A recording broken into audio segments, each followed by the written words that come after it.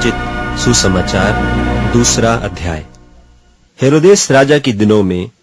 जब यहूदिया के बैतलहम में यीशु का जन्म हुआ, तो देखो पूर्व से कई ज्योतिषी यरूशलेम में आकर पूछने लगे कि यहूदियों का राजा जिसका जन्म हुआ है कहाँ है, क्योंकि हमने पूर्व में उसका तारा देखा है और उसको प्रणाम करने आए हैं। यह सुनकर हेरोदेस राजा और उसके साथ सारा यरूशलेम घबरा गया, और उसने लोगों के सब महायाजकों और शास्त्रियों को इकट्ठे करके उनसे पूछा कि मसीह का जन्म कहाँ होना चाहिए।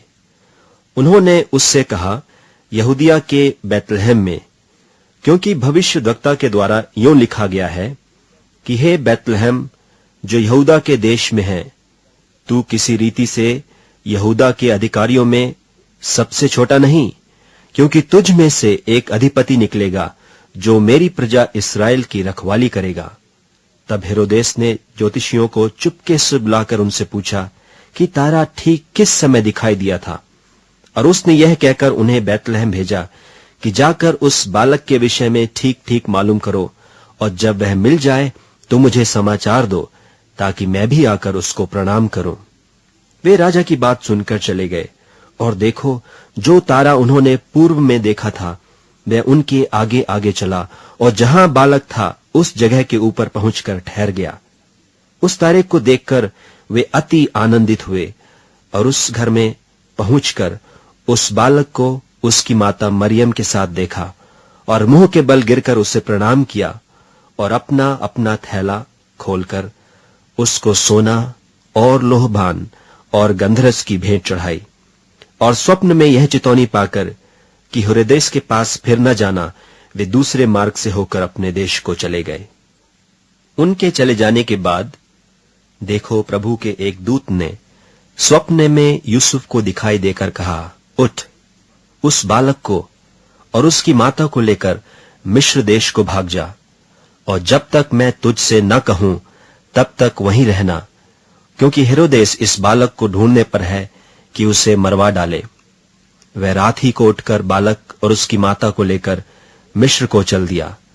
और हेरोदेस के मरने तक वहीं रहा, इसलिए कि वह वचन जो प्रभु ने भविष्यद्वक्ता के द्वारा कहा था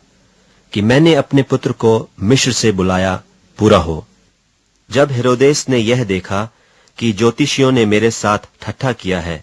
तब वह क्रोध से भर गया, और लोगों को भेजकर ज्योतिषियों से ठीक ठीक पूछे हुए समय के अनुसार बैतलहम और उसके आसपास के सब लड़कों को जो 2 वर्ष के व उससे छोटे थे मरवा डाला। तब जो वचन यिर्मयाह भविष्यद्वक्ता के द्वारा कहा गया था वह पूरा हुआ कि रामाह में एक करुण नाद सुनाई दिया, रोना और बड़ा विलाप। राहेल अपने बालकों के लिए रो रही थी और शांत होना न चाहती थी, क्योंकि वे हैं नहीं। हेरोदेस के मरने के बाद देखो प्रभु के दूत ने मिस्र में यूसुफ को स्वप्न में दिखाई देकर कहा कि उठ, बालक और उसकी माता को लेकर इस्राएल के देश में चला जा, क्योंकि जो बालक के प्राण लेना चाहते थे वे मर गए। वह उठा और बालक और उसकी माता को साथ लेकर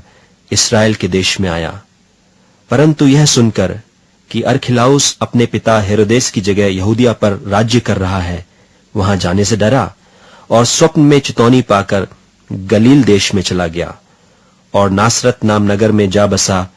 ताकि वह वचन पूरा हो जो भविष्यद्वक्ताओं के द्वारा कहा गया था कि वह नासरी कहलाएगा।